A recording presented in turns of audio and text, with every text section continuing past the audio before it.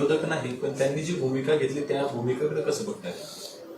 13 तारखेपर्यंत काहीच बोलत नाही मी त्यांच्या भूमिका व्यक्त करणारे ते कोण? भूमिका व्यक्त करणारं सरकार.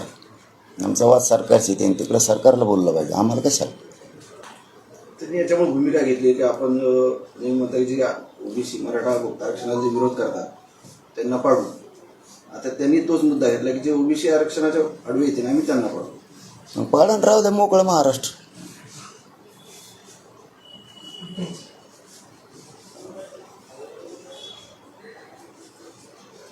भाजपचे नेते आहेत आमदार बबनराव लोणीकर ते असं म्हटले आज परभणीमध्ये की 40 वर्ष मराठा मुख्यमंत्री होते, 40 वर्ष राज्याचे, परंतु आरक्षण दिलं नाही. पण आमच्या सरकारने मराठा समाजाला आरक्षण दिलं. 10% विषय होता दिलं ना. तेव्हा 2-2.5 करोड लोक पोरं नाही लागली की नोकरीला 15 दिवसात. काय बघू आता, मला 13 तारखेपर्यंत थांबाच. आम्ही बी चाललंय आमचं कोण कोण काय बोलतोय काय नाही. समाजाचं बारकाईने त्याकडे लक्ष आहे. एक गोष्ट मात्र मराठ्यांच्या गरिबाच्या एकजुटीमुळं एक भीती तयार झाली की जो येणारा नाही आहे, जो बघणारा नाही आहे, तो बघायला लागला आता. आणि ह्या 8 दिवसात तर सगळ्या पक्षाच्या आमदारांनी अशी भूमिका घेतली म्हणजे ती एक प्रकारची चांगली सुद्धा आहे की माझे आमदार असो किंवा माझे आमदार असो, खासदार असो किंवा माजी खासदार असो, सगळेजण पत्र घेऊन यायला आहेत पाठिंब्याचे. मग तो टेबल वाजणारा असो किंवा नसो, प्रत्येकजण यायला आहे. याच्यातसुद्धा एक मराठा समाजाला चांगला संदेश चालला आहे.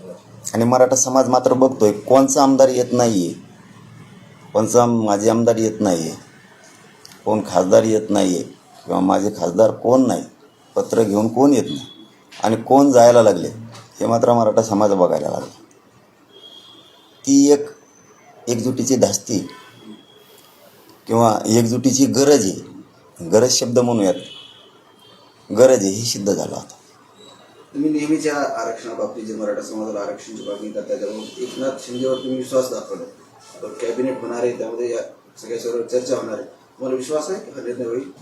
मांडण्याच्या अगोदर कसं सांगू, काय मांडलं जात आहे, काय विचारलं जात आहे, ठराव ठेवतं आहे कोण, नेमकं उपसमिती ठेवते का काय. आता मला त्यात बघितल्याशिवाय मी आधीच काय बोलणार त्याच्यावर. सरकारचे प्रतिनिधी तुम्हाला भेटायला येत आहेत, तर त्यांच्या बोलण्यातून त्यांनी काय आश्वासन दिलं, म्हणजे तुम्हाला अपेक्षा आहेत का यावेळेस मागतील आणि ते काहीतरी प्रश्न मागले? हे बघा, आंदोलक या राज्याचं असो किंवा देशाचं असो किंवा गावचं असो, अपेक्षा ठेवणं हे त्या आंदोलकाचं कर्तव्यच असतं. त्याने अपेक्षाच नाही ठेवली आणि तेव्हा जर अगोदरच काही आमदार मंत्री असे आहेत राजकारणी, ते 70 वर्ष झाली, एकदा निवडून नाही आले तरी तिची अपेक्षा मी एकदा तरी निवडून येईन मरूस तर. आंदोलकाची भूमिका जर ते पहिल्यांदाच अपयशी बोलायला लागलं तर असं कसं होईल.